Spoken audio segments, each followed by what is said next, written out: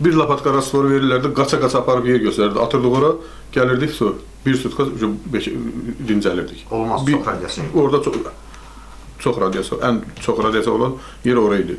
Ona görə bir lapatka rastvoru qaça-qaça atıb, qaça-qaça qayıdırdıq, qaytarıb gətirirlərdi bizi. Hamama çimizdirib, yenə gətirirlərdi öz qaldığımız binaya. Hətta mən orada Əzimlə bir yerdə olmuşam, 79 gün. Deməli, hətta mən Əzim yaxşı bilir, bir aydan sonra mən o dozanı yığdım, məni çıxartdılar oradan. Mən getdim, qıraqda ucu strop oluşum, məni avtomatik çıxartdılar oradan. Yığan kimi gəldim, məni çıxartdılar, mən strop oluşuk işlədim qıraqda. Çünki onu yığmışdım, dedi, olmaz sənin üçün 4-cü blokda işləmək. Baxmayaraq ki, 30 ildir orada yaşayış yoxdur, biz onun əzab-əziyyətini çəkirik, biz onun fəsadlarını daşıyırıq. Bizim Çernobıl hadisədən sonra olan övladlarımız da həmən o hadisənin fəsadlarını daşıyır, həmən hadisənin qurbanlarıdır. Baxmayaraq ki, Mirəsən də, bəylər də həmən hadisənin iştirakçısı olublar. Amma bu günləri cəmiyyətdə, Çernobıl Əlillər Cəmiyyətində rüşvətxorluqla məşğuldurlar. İstər televizorda, istər qəzetlərdə, mətbuatda işləyirik ki, atılan fərman verildi, Çernobıl əlillərinə, məsələn, 50 manat yardım olunur, neyinilir. Həmən dövlət tərəfindən olan bizə atalıq qayğısı Azərbaycan Respublikasının Çernobıl İttifaqı tərəfindən danılır. Çernobıl Əlillər Cəmiyyətində bir nəzarət var, yoxsa yox. Yoxsa hansısa dövlət məmuru Mirəsən Həsənova himayədarlıq eləyir, daydaylıq eləyir. Götürürəm Bəylər Hacıyev. Bəylər Hacıyev Sumqayıt şəhərinin Çernobıl Əlillər Cəmiyyətinin sədridir. O xəttdən 3 dəfə ev alıbdır. Maşın da alıb, Allah xeyrin versin. Amma ev bölgüsündən mən ev növbəsindən çıxartdırdılar. İttifaqın sədri Mirəsən Həsənov neçə dəfə deyir ki, şəxsən mən olmasam, Çernobıl əlilləri ölsə də dövlət tərəfindən onlara bir stəkan içməyə su verilməz. Biz bu gün günə kimi 21-ci əsrdə mən artıq taxta binada qaldım. Finiski evdir. Evdən təmin olunmamışıq, oradan heç bir imtiyazlardan təmin olunmamışıq. Birinci qrup Çernobıl əliləyəm. Hər dəfə bilənçini Malçertdən də çıxartdırıblar. Alladır ki, ev veriləcək. Axırıncı evi də satdılar hamısını.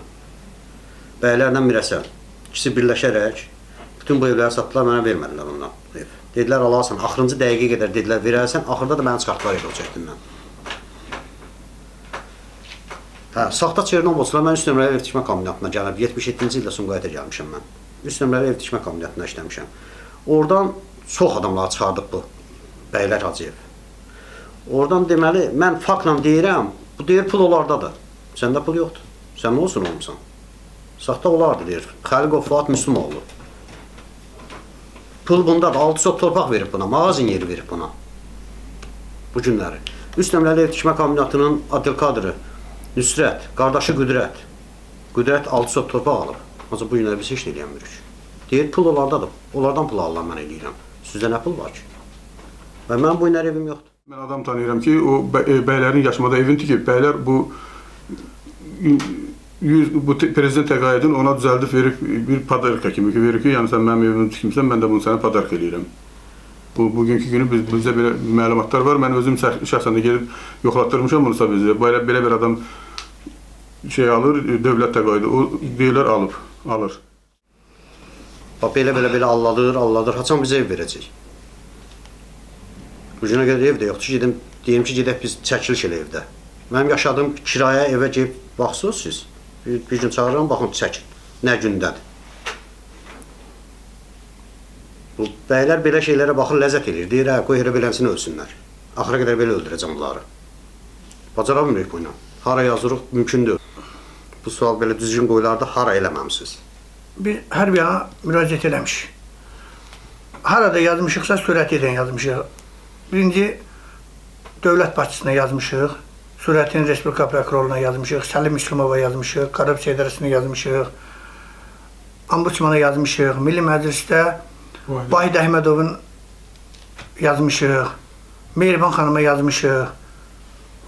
Yazırıq, valla, yəqin ki, kimsə dövlət tərəfindən bizə olan atalıq qayğısını, dövlət tərəfindən bizə olan qayğını biz hamısını da orada göstəririk.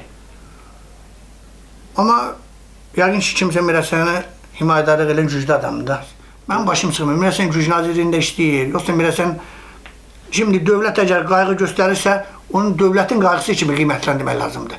Amma da bu günləri Mirəsəni bir qolu güclü, qol çombaxlı bir adam kimi qələmə vermək lazım deyil. Hər yerdə də oturub durub deyirlər ki, Zəng eləyib mənə deyir ki, səni ev növbəsindən də çıxartdıraram, oradan Çernobil Əlillər Cəmiyyətinin üzvlüyündən xaric elətdirərəm. Gəlin görək, dövlət tərəfindən araşdırılsın, görək bu kimsə, Çernobil Əlillər Cəmiyyəti kimin atasının mülküdür ki, orada məni çıxartdıra. hələ 2-3 gün bundan qabaq iclas eləyib. Orada yığışıb deyib ki, killer tutacam, nə tutacam, bunları öldürtdürəcəm. Bu nə səviyyədədir dövlətdə? Biz bir qrup Çernobil əlilləri hansı yazıb haqqımızı tələb edirik. Həmin o Çernobil əlilləri belə bir fikrə düşmüşük. Cənab Prezidentə belə bir müraciət qəbul eləmişik ki, Cənab Prezident, vətənin bu ağır günündə səngərli düşmənlə qarşı-qarşıya durmasaq da, cəbhədə qazanılan qələbənin memarı kimi sizi dəstəkləyirik. Və bir Azərbaycanlı kimi həmişə arxanızda duracaq. Sizdən xahişimiz odur ki, biz Çernobil əlillərini ön cəbhəyə göndərəsiniz. Bəlkə bizim bu xahişimiz qəribə görünə bilər. Ancaq burada Mirəsən və bəylər kimilər özbaşınalığı və zülmü altında əzilməkdənsə və əzab-əziyyət çəkməkdənsə cəbhədə şərəflə ölmək daha irəlidir. Heç olmasa vətən qarşısında son dəfə borcumuzu verə bilərik. Xahiş edir ki, bizim bu müraciətimizə biganə qalmayasınız. Bizim axırıncı müraciətimizdə Prezidentə budur. Yəqin ki, Prezident də biz Çernobil əlillərinin köməkliyinə biganə qalmaz. Yəqin ki, öz köməyini eləyər.